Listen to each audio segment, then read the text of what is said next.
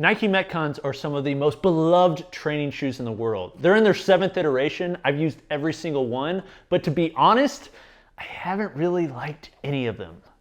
That is till today. These are the Nike Metcon 7s, and I'm going to tell you why these are my personal favorite training shoe to date.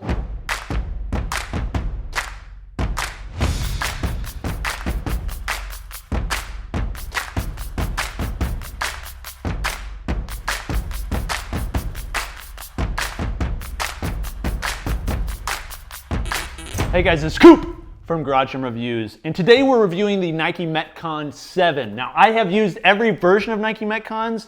This, though, is probably my favorite version to date. I've used these for everything you can think of. I got them when they were first released. Although it's been about 3-4 weeks since I've had them, I have used them every day. Actually, I've used them so much, they stink. Sam, do they stink? Exactly. These are the Nike Metcon 7s, and I want to tell you why these may be very well the best training shoes that Nike or anybody else has made to date.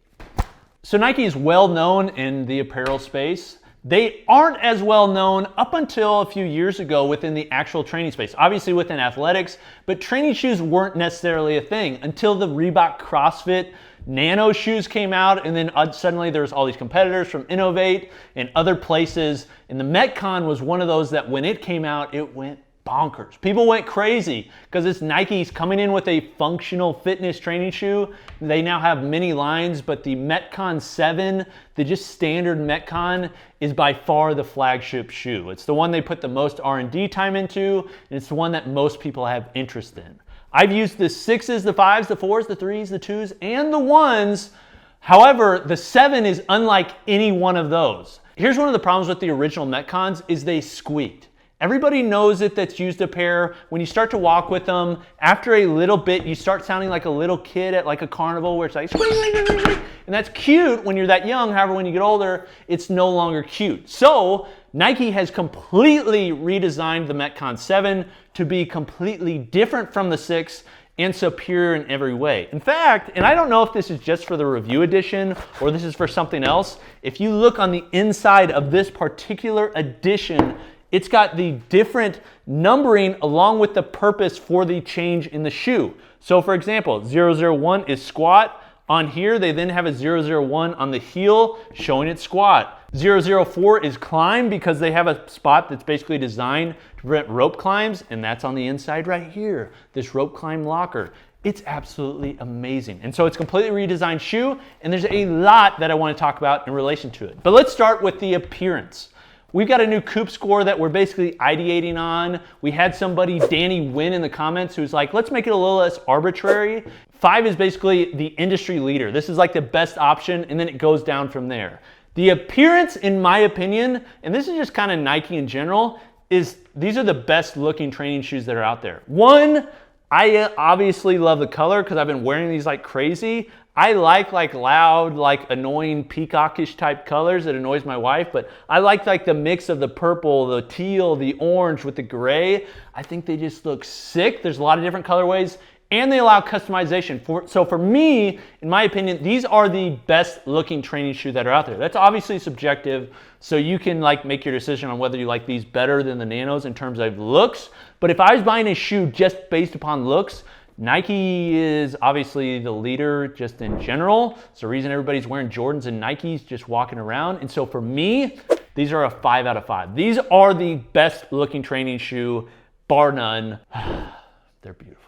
Next is obviously the appearance is important, but more important than that is the construction and durability. How long are these gonna last? Because these are not a cheap shoe. These are their flagship shoe. And just like a flagship Nano, these are going to cost them more expensive. So these are right around 130 bucks. Not for the customized version. These are just the basic version. If you get customized, it's an additional, I think, 10 bucks, and then it's got to ship to your door even longer. So for the basic version, 130 bucks.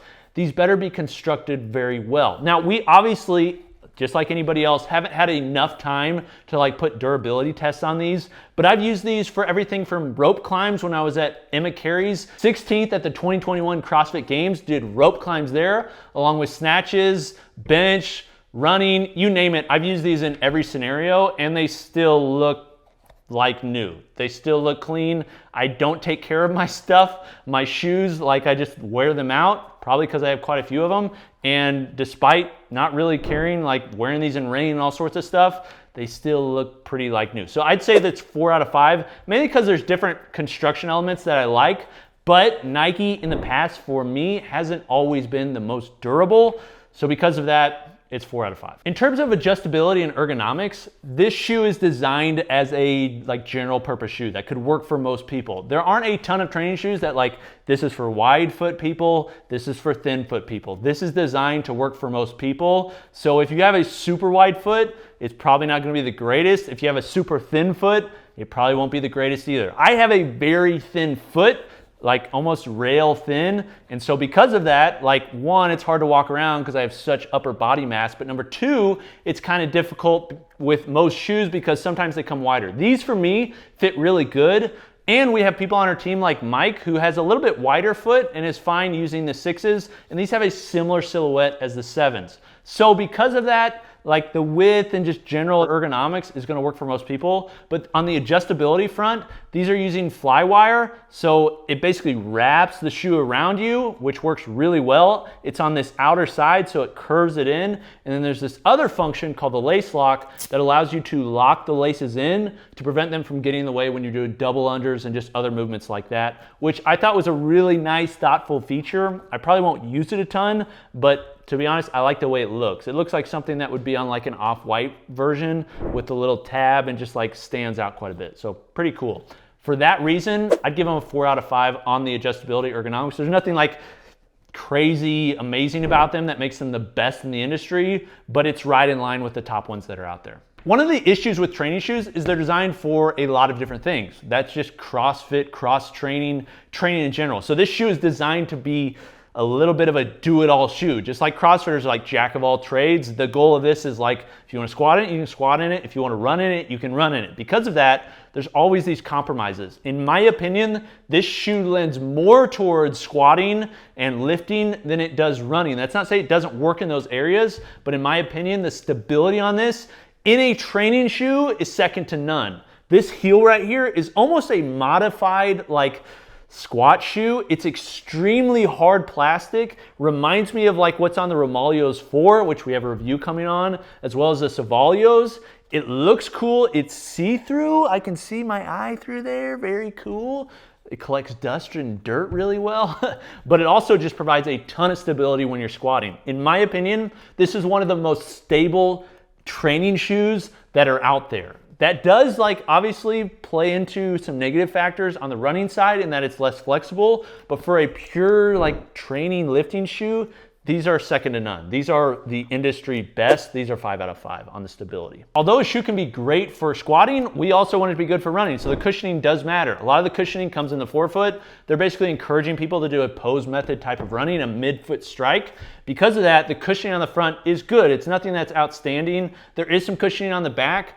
And they decided to remove the outsole midsole that was a combination, and it has a true midsole, which I absolutely love, and it's one of the reasons that they're no longer having the squeak problem, and then just has a traditional insole. In my opinion, the cushioning is good. It's not the best I've ever used, and I don't think it should be because they're taking some away for the stability component. So for cushioning, on the Coop score, 4 out of 5. Now, these are not a Nike free type shoe. One of the reasons is because they're putting in this plastic heel that makes it a little bit stronger, a little bit more stable, but that affects the flexibility. They do have these rib cutouts in the forefoot that allow flexibility, but beyond that, there is no flexibility in this midfoot. So that's basically because there's this plastic shank that runs all the way through, and that prevents it from being very flexible. For me personally, I'd prefer a shoe that's better for lifting because if I'm doing longer distance running, I'm gonna have a specific shoe for running.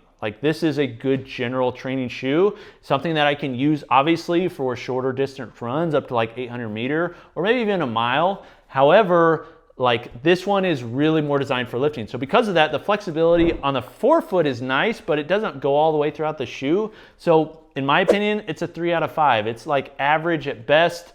Flexibility could be better for certain people, but I understand taking some away. So the stability is a more higher component. So lastly, we have value. And this is a this is an expensive shoe. I mean, it's 130 bucks.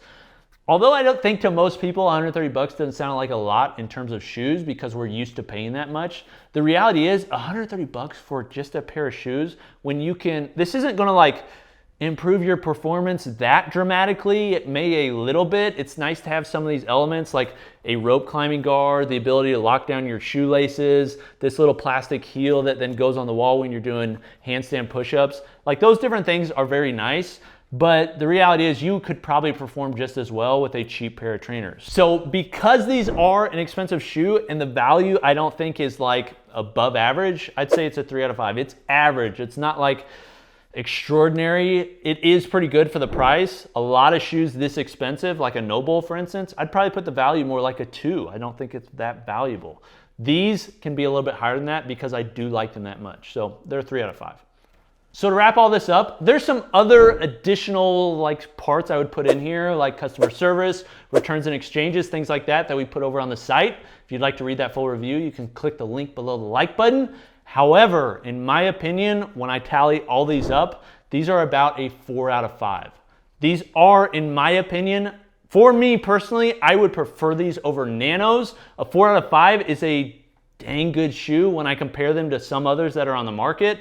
When I take into comparison all the different factors, these are, in my opinion, an industry leader. These are a fantastic shoe. However, what brings them down a little bit is on the value side because they are so expensive.